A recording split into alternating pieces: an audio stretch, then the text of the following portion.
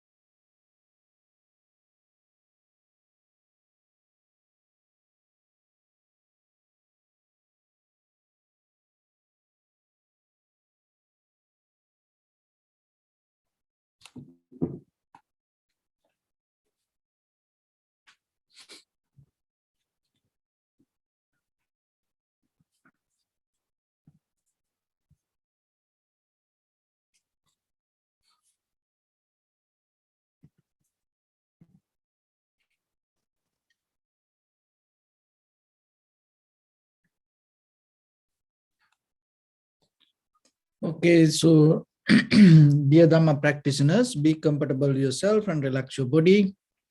Keep your back straight and neck head straight in one line, in your right palm on your left. So gently close your eyes and bring your attention to this bell sound. So while you're focusing to the sound, mentally relax your body, relax your mind, and relax your breathing with your thoughts. So do nothing extra. Just follow the sound, please.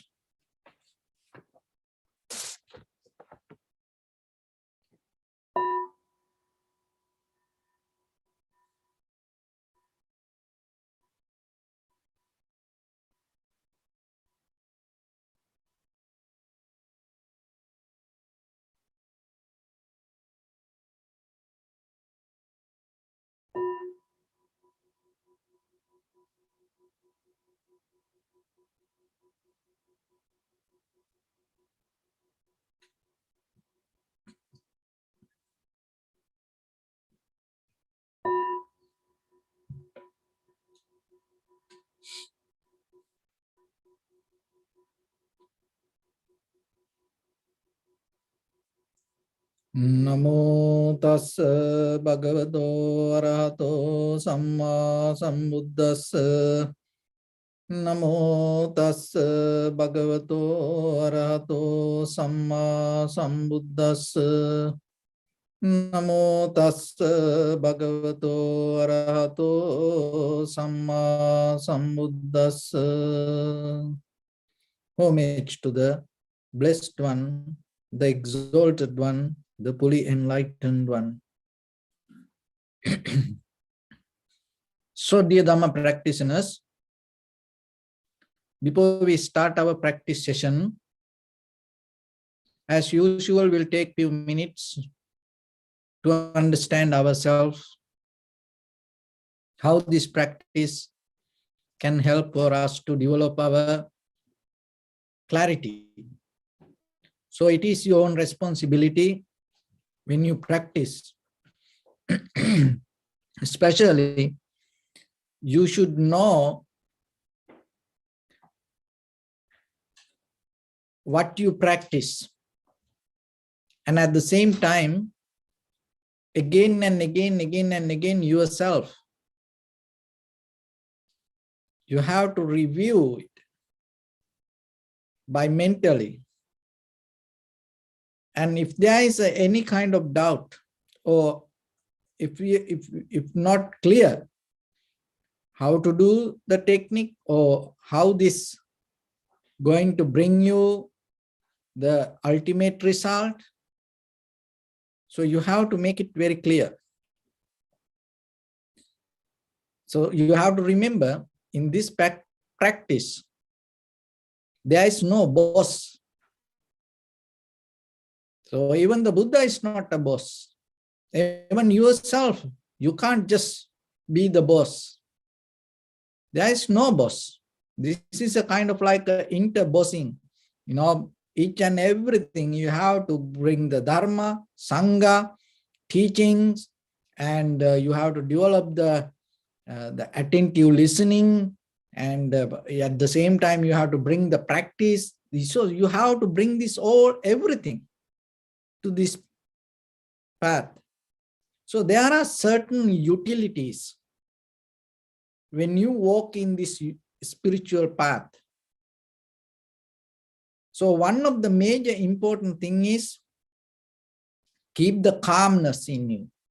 So that calmness, physical calmness and mental calmness. You can't do it by practicing meditation. One of the most, the mistake people have, at office they are so busy. While they work, they are so busy.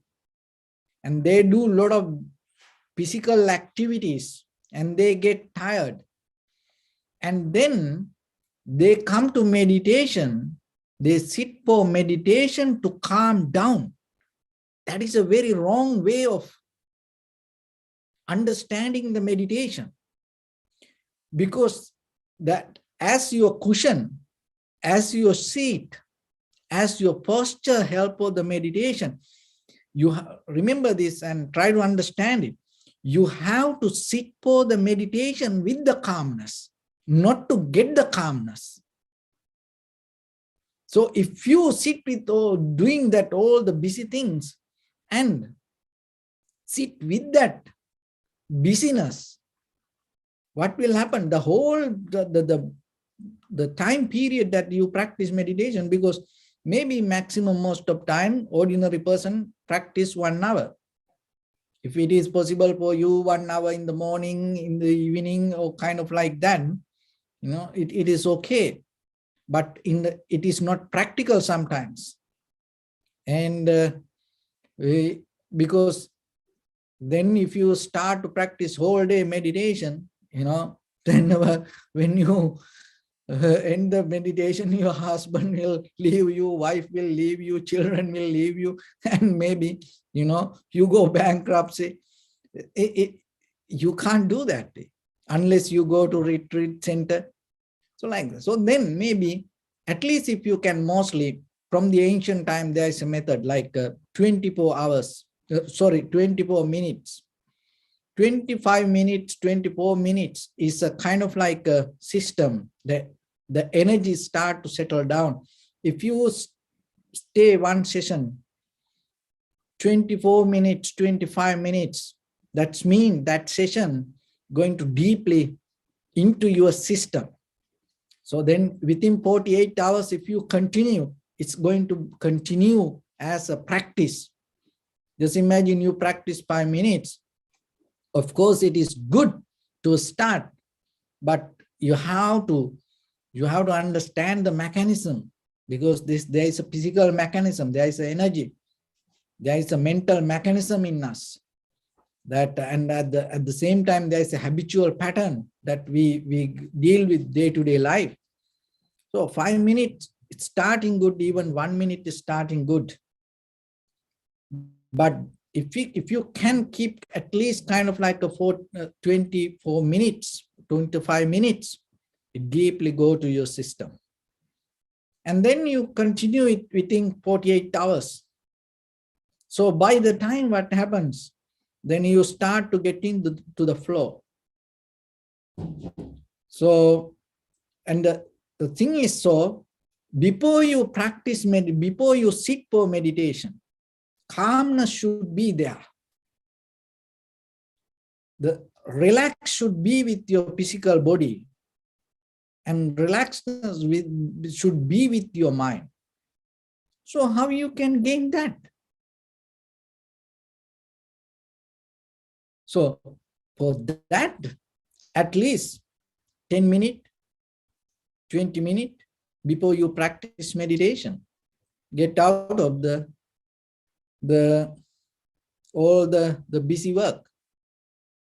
And when you are really into the system, when you're physically, mentally clear and healthy,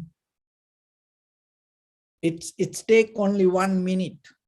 Like as example, in any physical active like exercise, if you practice, you can warm up within 1 minute, you can completely cool down within 1 minute if you are really deeply practice. So then later, by the time, it doesn't matter whatever the busyness that you have, you develop the system, and within 1 minute your entire body can cool down, calm down. But in the beginning you can't do it. So then at least 10 minutes, 20 minutes, and get ready for the meditation. And so if you plan to sit for 25 minutes, you can do like this. Before you sit for the meditation, you take a few minutes. It's kind of like you mentally, physically calm down, relax, and you go to 1 minute shorter meditation. And then again, after within another 5 minutes, you go to again another 1 minute meditation. So like that, you take a very small preparation. It's kind of like as example, if I give us simile, like, in a big audience before this stage, this mic test, check one, check one, check one, so check two, so like that. So before you go into that, you check it. So like that, before you sit for meditation, you take a short time period to sit. So that will help you to get into the calmness. So once you have the calmness, another thing is that redirecting, because that our mind everywhere, that is your consciousness, that is your awareness, your focus everywhere. The focus is inside you. The very next tool that you have to redirect that all the attention, awareness to your primary mental object. Again and again, again and again, you have to do it few minutes. And then you see, because the mind naturally go here and there. It's nothing wrong with that. That's the very nature of the mind. Because we used to do it. That's why it happened. Otherwise, the very nature of the mind is itself settling down. But we used to do it from childhood. Everywhere, with everything. We are the one who trained the mind to go here and there. And believing we are multitasking, and we are the one who used to do many things. So now it's that nature. So only thing is we have to understand it is unprofitable for us. And then get back to what is profitable. And only thing is get back to profitable means allow your mind to settle down itself. You don't need to do anything. So when it comes to that, redirecting will help you to settle down your mind. And once you settle down with that, and that is the where that we call the tranquility state, samadhi, that is very necessary, even especially during like this time period, having undisturbed mind. Look at the world every day, what we gain, all the disturbed news, informations. And the most of the information we get, not real. That is the worst thing. Through this media and through this Facebook, Twitter, and through this TikTok, and there are a lot of people create certain news, fake news. And now you are so far away from the truth. And the most of the fake news, what happens, it makes you disturbed. So the very nature of the war is terrorizing the mind. But the thing is now, more than war, the people terrorize the society through the informations. So one have the tranquility mind. it is more capable for you to have an undisturbed mind. So when you have an undisturbed mind, it will help you to calm down, relax, and comfortable, and not allow you to ignite your greed, hatred, or the delusion. So otherwise, always, if you get disturbed, out of that disturb, what happens? All the greed, hatred, and the delusions start to pop up. And once it pop up, it becomes a kind of like a mental energy. And once it becomes a mental energy, it contributes to the higher source of the mental energy, the universal energy. Just imagine, whole world, everybody, and you start to get disturbed, and all the fear, anxiety, depression go through, and the people start to have the hatred, unhappiness, unbalance within their own mind. What will happen to this material world? Because this material things helpless. It depends on according to our condition of our own inner behavior. So that's why practicing meditation and having undisturbed mind is for all the time, it is very necessary. And so once you have that undisturbed mind, from that point, when we go to Vipassana, there is a very important mental behavior you have to practice with the Dharma. Remember that. That the Vipassana, it doesn't mean only you practice it with the meditation. The Vipassana is a kind of like a science, that mental science, mental mechanism.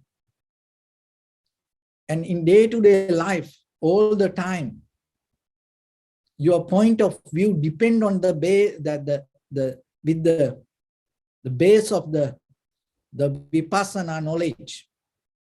So what is that Vipassana knowledge? So when it comes to that, thoroughly, deeply, critically observe and recognize. So then whatever that the most of time, this is the spiritual mistake we does. When it comes to thoroughly, deeply recognizing, so remember this. So this is a perception that comes to you through your screen. And thoroughly, deeply observing means, so when it comes to our perception, that we have to understand the perception doesn't mean this outside object. The perception is what you perceive. So what you perceive means what you experience inside you, not what exists outside. But the most of time, people use many kind of tools and things, objects, and then what happened? They start to project the critical, analytical, the observation towards the outside object.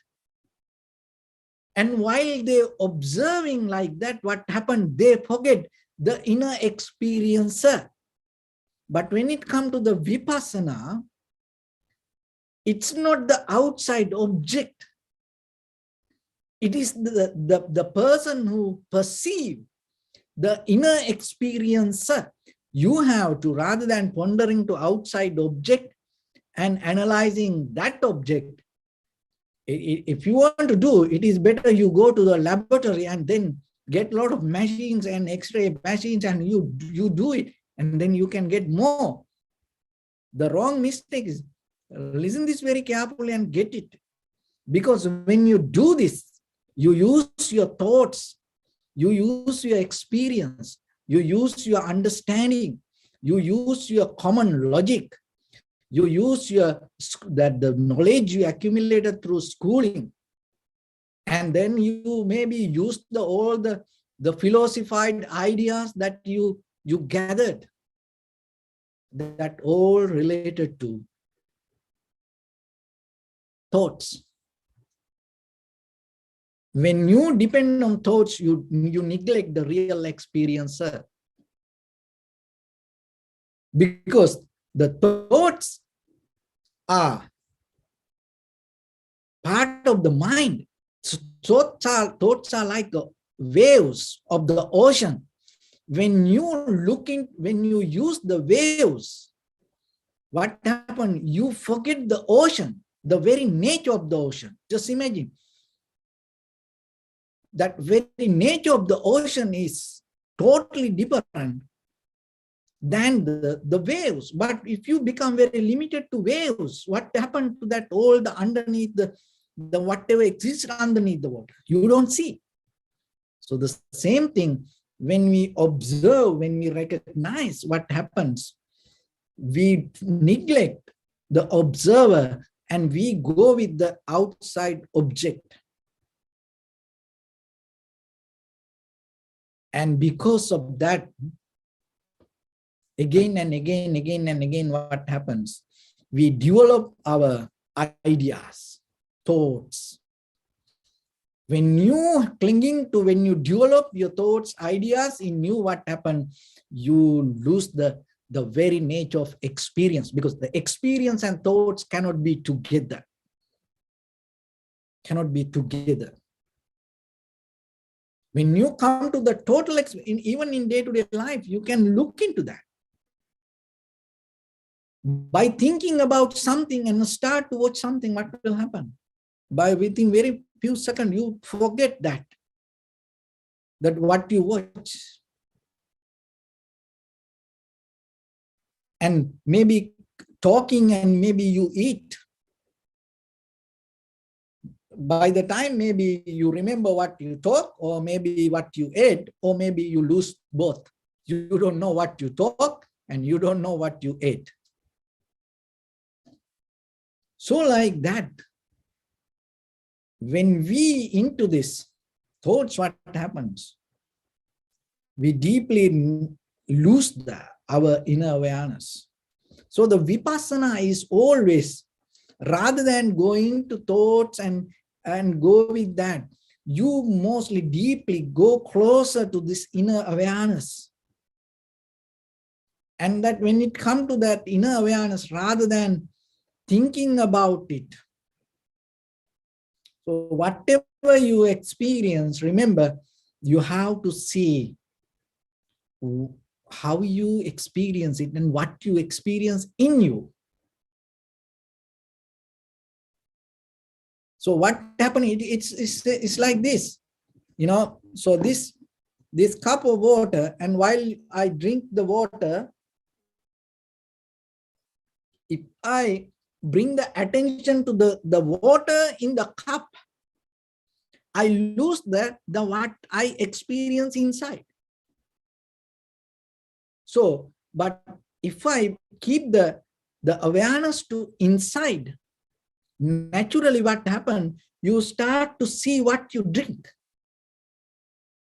So that is the knowledge that you have to slowly start to apply. And when you apply that way, what happened? The power of reconsideration going to become so strong.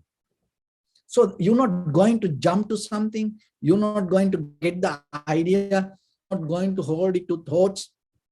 Because when it comes to reconsideration, the careful thoughts you hold for a long time period, not go with the very short moment of experience. And you involving, interfering, and knowingly for a long time process, you go with careful observation. That's the reconsideration. So that is the vipassana. So in day-to-day life, then, so whatever happens, once it becomes your mental attitude with your eye, ear, nose, tongue, body, mind, whatever you perceive, more than the outside object, you start to recognize that how you recognize it, what happening to inside you, that create the change. Maybe it is it's a little change. That's enough. That is what we need. So once you have that change, little change, then the next ability comes to you. So that is called modification.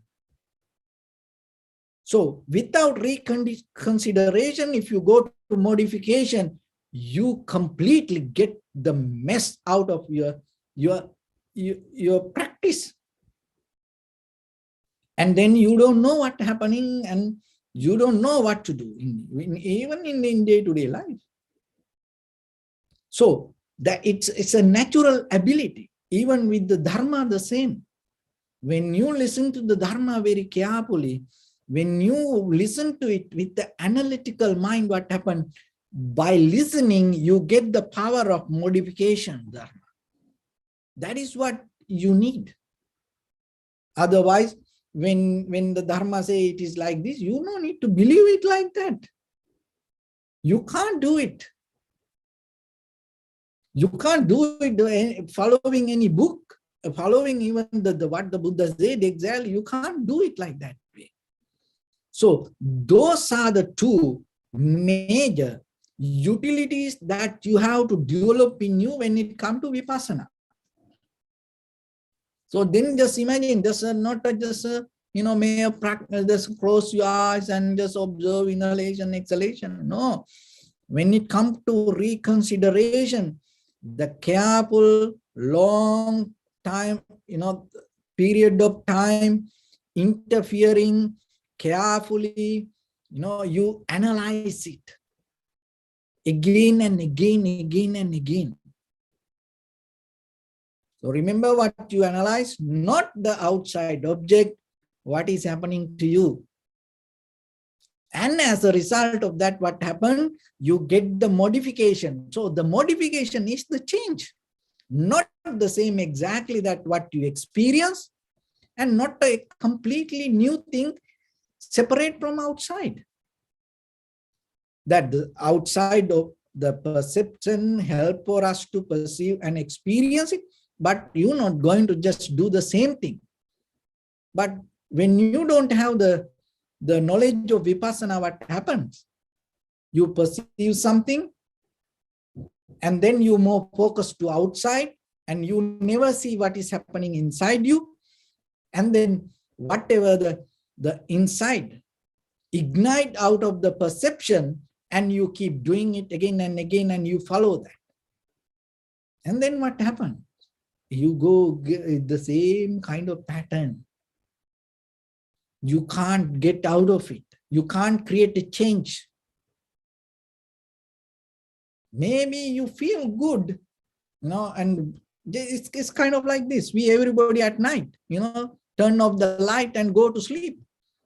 It's kind of like a disappearance. And it's kind of like,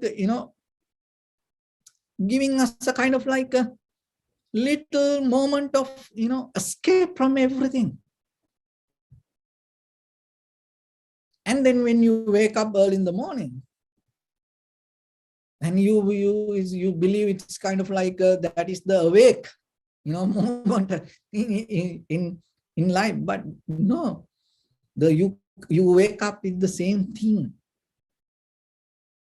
But here in the Dharma, awakened person mean you're not going to be the same anymore again. That means you're the point of view.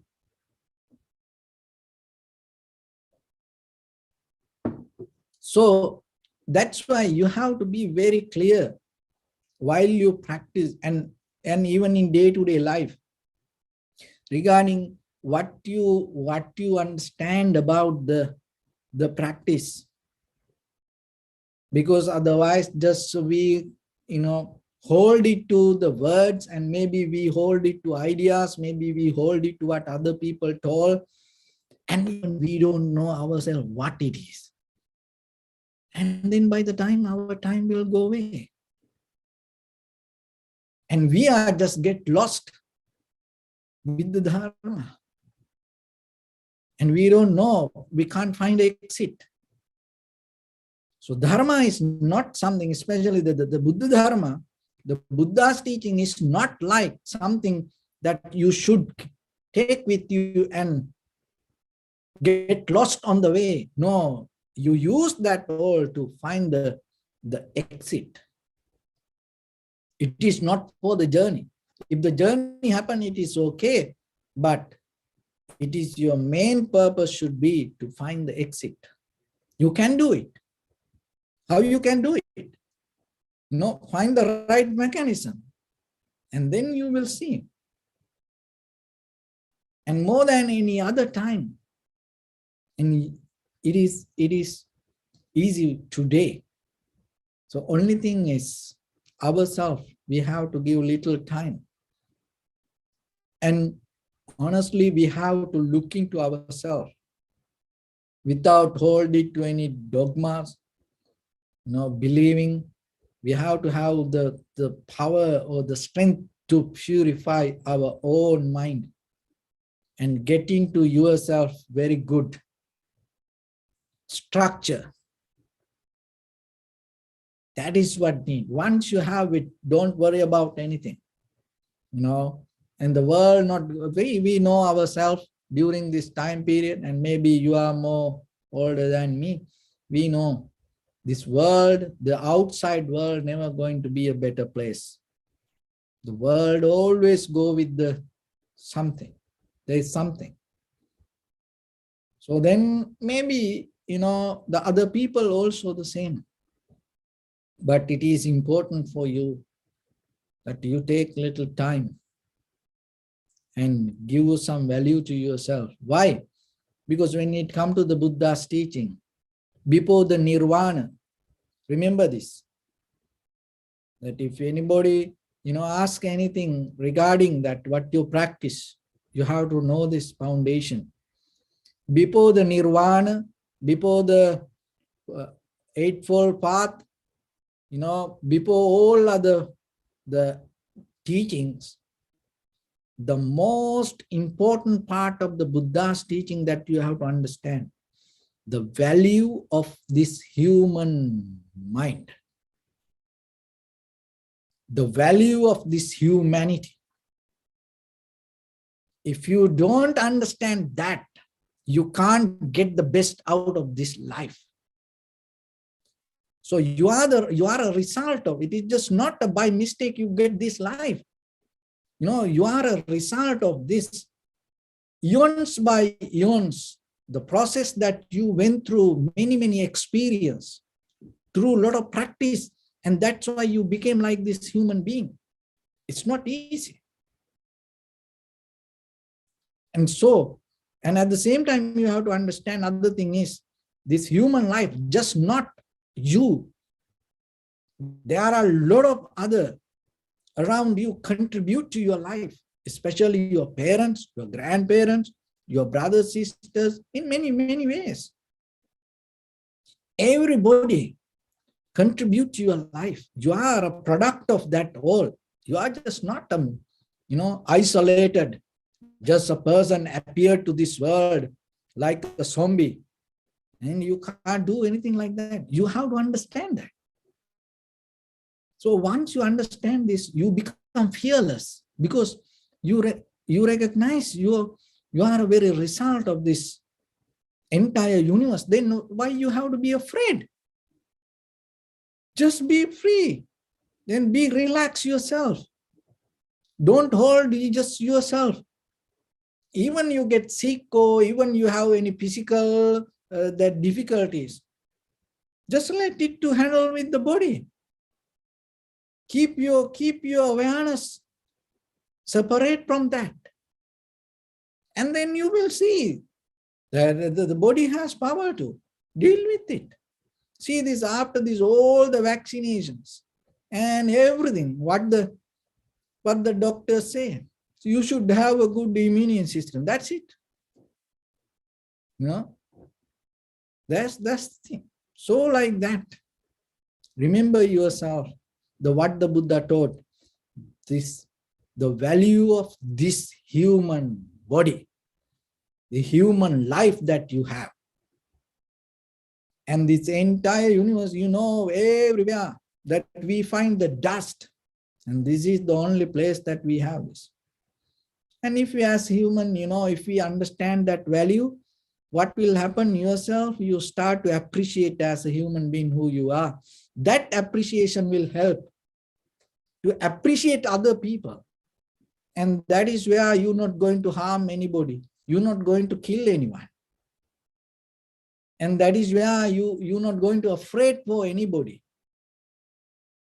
And that is where sometimes, that you can reduce this kind of, that the problem around the world. So then remember yourself, the value of this human mind. And then at the same time, you have to remember, it is just not to have a life, and you have to make it more better. Why? Because we came to this journey, through accumulating memory. So there are a lot of unnecessary, by mistake, knowingly or unknowingly, there are a lot of things we got. Just forget about the inside the mind. Look at your house. There are a lot of things. Even you go to market, you pay money, you pay your, hard working, money, and you buy a lot of things. And when you come home, you say, you recognize you don't need that. So that is who we are. So then forget, how about the mind? There are a lot of unknown, unnecessary things we accumulated through this journey. So that's why we need a mechanism to purify. So that's what we call cultivation. So the cultivation, you have to use it to do things that bring more value to yourself, make it more profitable, and then do things for others. Do actions that things make more profitable for others. So that way you will see, you find the path and make it more clear. So to do that, that is the very purpose of the Vipassana. And once you understand that reconsideration and modification, and day by day, you recognizing this deeper in you, and you purify yourself, and that purification bring a better person to you, to the world. And at the same time, what happened? Modification will help you to not to repeat the same action. So then that modification will help you to act according to the necessary cause and conditions, act appropriately, and do things according to necessary situations. And when you understand that, you become more kind of like a formless person. And you don't have an identity. So you don't carry a kind of like oh, I am like this person in you. You get out of that. And wherever you go, you're completely free. And you're not bound to any habit. And you're not bound to any reactions. Even though you perceive, you're not bound to your inner experience. Why? Because you deeply see, reconsidering and modifying it. So then itself, there is no such a person as you, that what you believe with your identity, with your form, with your history, with your memory, and then you become empty. So that emptiness is, you can't understand verbally. It's through experience.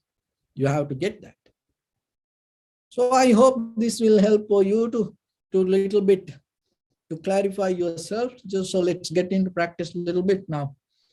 So your right palm on your left and neck head straight in one line, and be comfortable with your posture. So bring attention to your body and scan head to toes. And say Sopatveva, or may I be well and happy 3 times.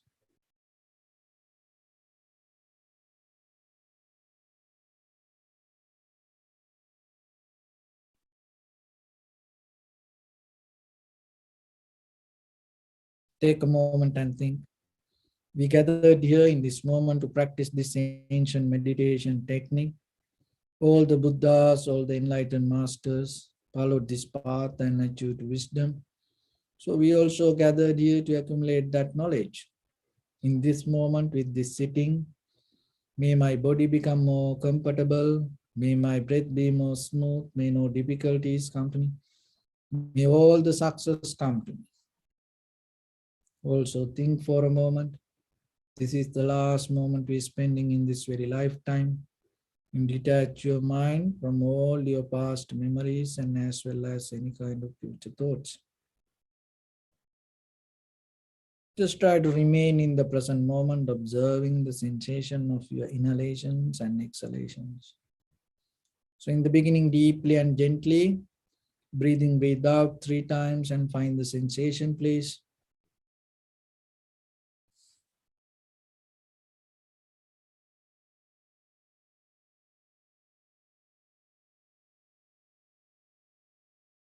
And allow your inhalations, exhalations happen itself. And when it happens, recognize it as it is. Do nothing extra.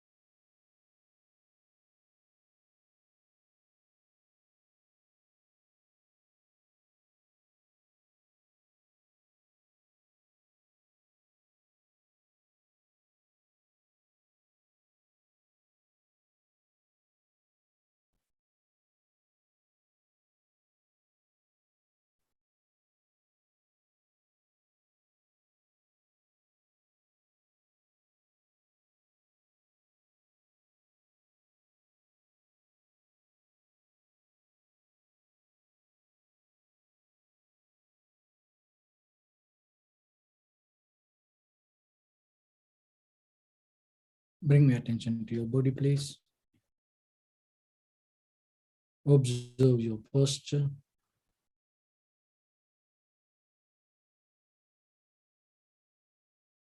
We cultivate loving kindness and compassion in our heart and radiate it as a light through entire your compound, village, city, state, country, world, around this universe. Also as far as you can through galaxies, other planets, stars. Reminding yourself like this. With clear intention, mentally repeat after me. May all living beings in this universe be well and happy.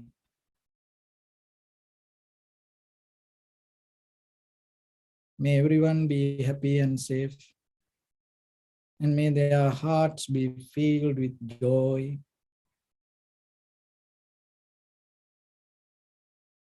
May all living beings live in security and in peace. Beings who are frail or strong, tall or short, big or small, visible or not visible, near or far away, already born or yet to be born. May all of them dwell in perfect tranquility.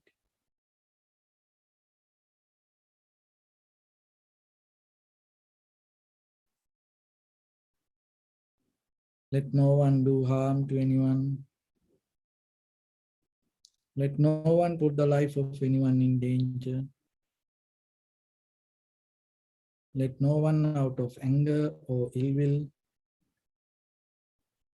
wish anyone any harm.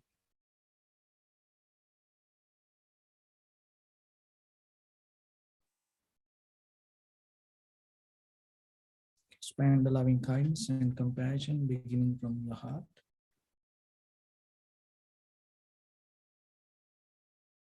Forward.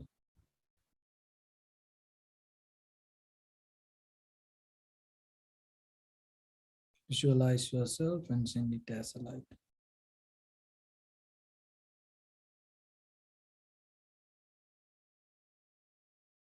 To your backside.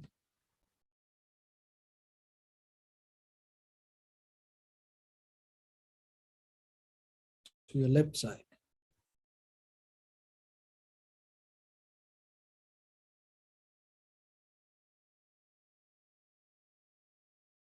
And to your right side.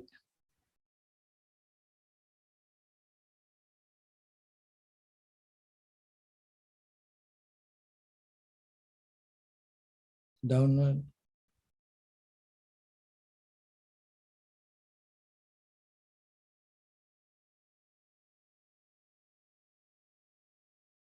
And upward.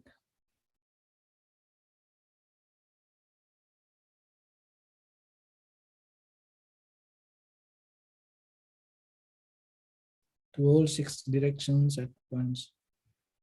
Like the moon, the sun, spread the light, spread the energy, without any condition, without any limitation, without any resistance or without any judgment.